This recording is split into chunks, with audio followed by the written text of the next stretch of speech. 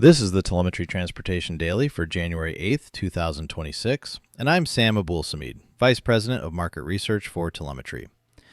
Automakers have been using radar sensors on vehicles for more than 2 decades as a core part of their driver assistance systems, particularly for adaptive cruise control.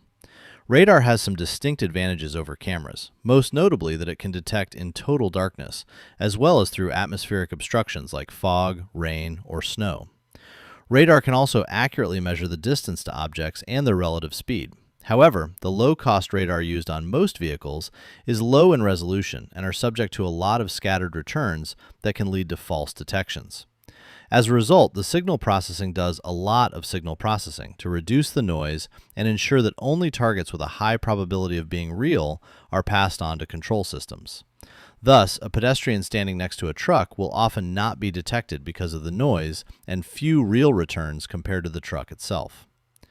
A number of companies are now doing more sophisticated radar signal processing to extract more relevant data to improve vehicle safety.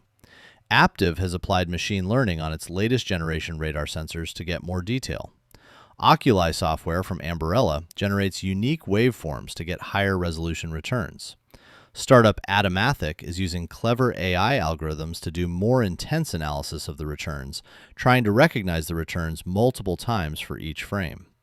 With each pass, it gets slightly different results, but those that keep repeating have a much higher probability of being real targets.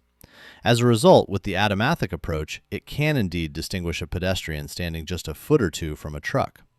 It takes about 5 to 6 times the normal amount of radar processing to achieve this, but with only 16 channels from a typical ADAS radar, it's still at least a couple of orders of magnitude less processing than it takes to analyze a single camera frame.